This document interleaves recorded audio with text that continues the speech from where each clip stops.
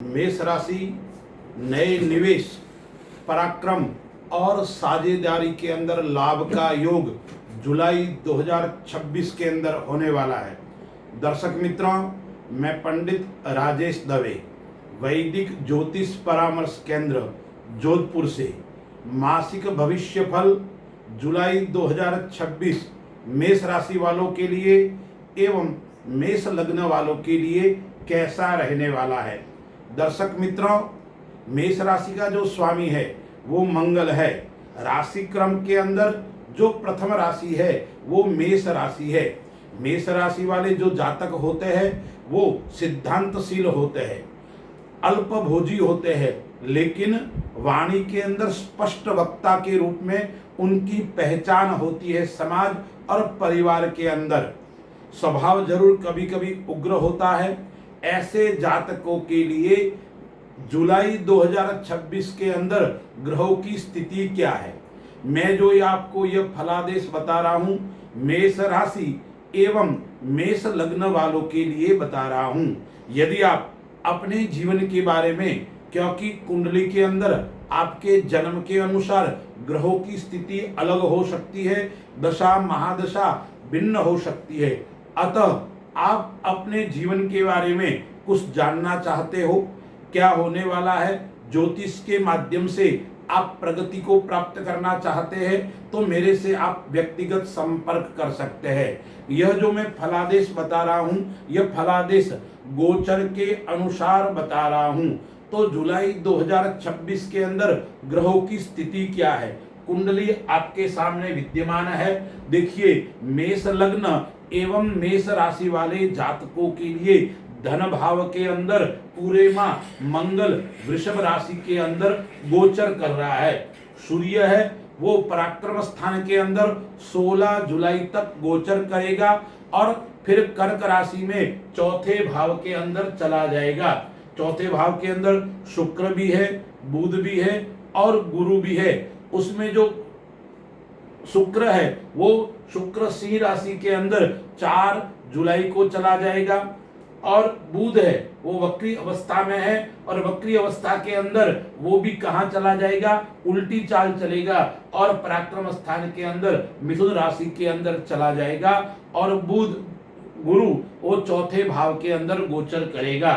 केतु पहले से पंचम भाव के अंदर सिंह राशि में गोचर कर रहा है। राहु आय भाव के अंदर एकादश भाव के अंदर गोचर कर रहा है और न्याय का ग्रह शनि द्वादश यानी व्यय भाव के अंदर गोचर कर रहा है। बुध है वो वक्री है, लेकिन 23 तारीख को मार्गी हो जाएगा और गुरु अपनी उच्च राशि के अंदर भ्रमण कर रहा है, लेकिन 16 जुलाई को वो अस्त हो जाएगा। यह ग्रहों की स्थिति है।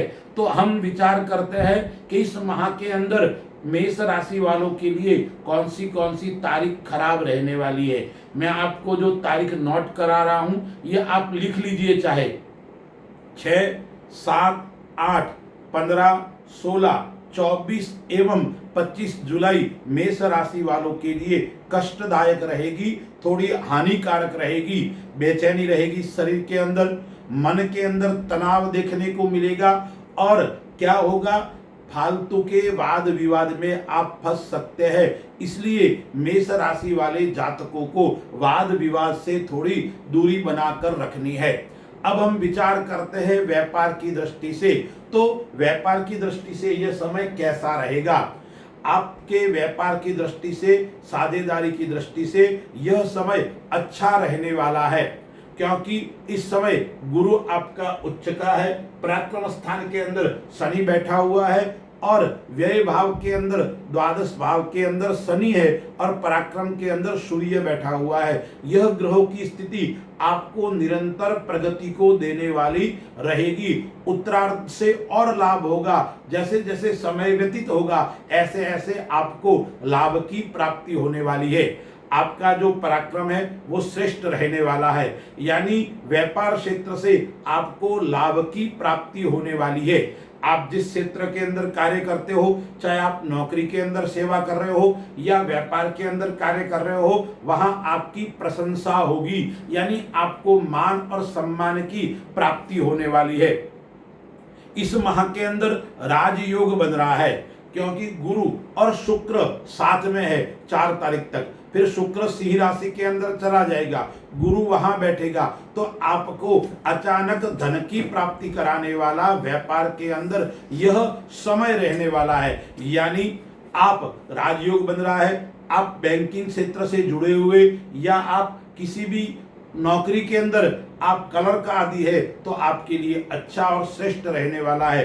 व्यापार के अंदर और नौकरी के अंदर आपको नई जिम्मेदारी मिल सकती है, आपके ऊपर जरूर काम का बोझ रहेगा, लेकिन आपको बड़े अधिकारियों से अच्छे संपर्क रहेंगे, बड़े अधिकारियों से आपको सहयोग मिलेगा। यानी आपके साथ में काम करने वाले लोग हैं, उनसे भी आपको सहयोग की प्राप्ति होगी।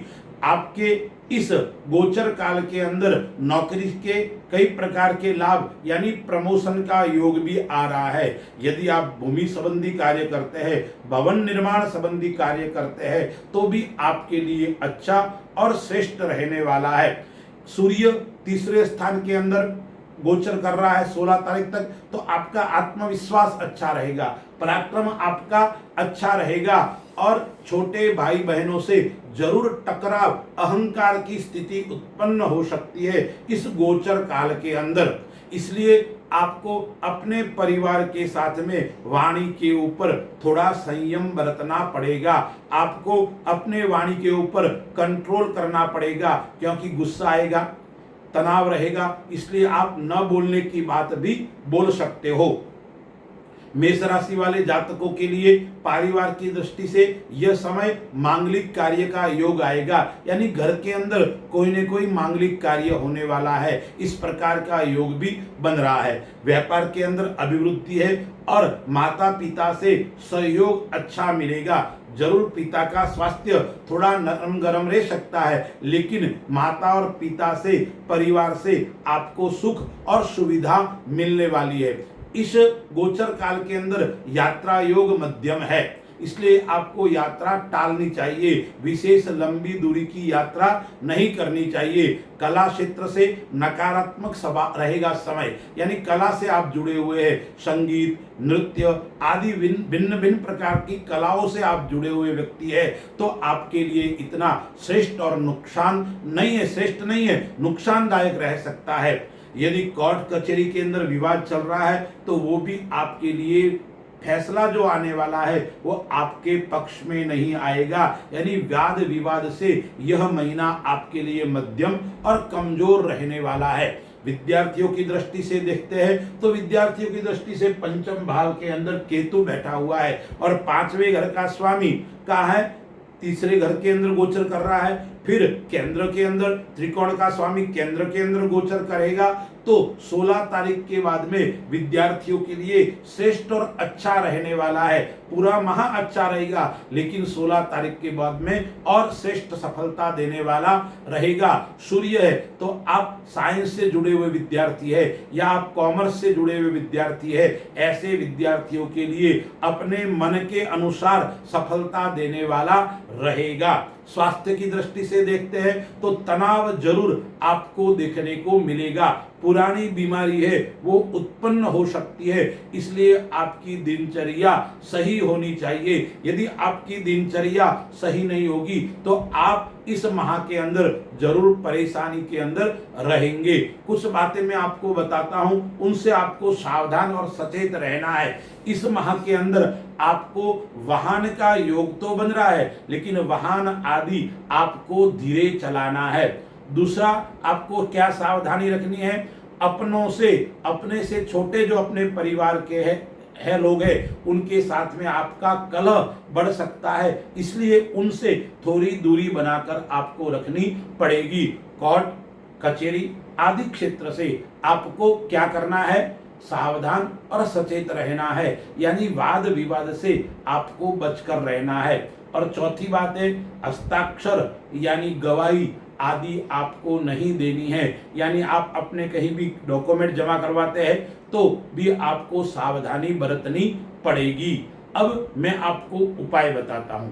उपाय क्या क्या करना चाहिए, तो मेष राशि वाले जातकों के लिए लाल वस्तु दान में देनी है। मसूर की दाल है, लाल फल है, उस प्रकार का दान देना चाहिए। और प्रतिदिन या प्रति मंगलवार आपको ओम अंगारकाय नमः इस मंत्र का 108 बार जाप करना चाहिए। और साथ में क्या करना है, अपने से बड़े है, बुजुर्ग घर के अंदर है, उनकी सेवा करना, उनका आदर सत्कार करना, यह आपके लिए उत्तम और श्रेष्ठ रहेगा। क्योंकि जो बुध आपका है वो कहाँ बैठा हुआ है, चौथे घर के अंदर बैठा हुआ है। 7 तारीख को मिथुन राशि के अंदर चला जाएगा। तो आप थोड़े असहज महसूस करेंगे, तनाव युक्त महसूस करेंगे, तो आपको बड़ों का आशीर्वाद मिलेगा, तो आपका यह तनाव समाप्त हो जाएगा। क्योंकि व्यापार के अंदर सफलता तो है, लेकिन कार्य के अंदर थोड़ी देरी दिखाई पड़ रही है। इसलिए मेष राशि वालों को अपने से जो बड़े हैं उनका आशीर्वाद, उनकी आज्ञा में रहना और उनकी सलाह लेकर काम करोगे तो आपके लिए श्रेष्ठ और उत्तम रहने वाला है। विदेश संबंधी योग इस माह के अंदर अच्छा बन रहा है, विदेश जाने का योग भी बन रहा है। आप निवेश करना चाहते हो तो निवेश के लिए भी आपके लिए अच्छा और उत्तम समय है। अस्तु। जय श्री राम।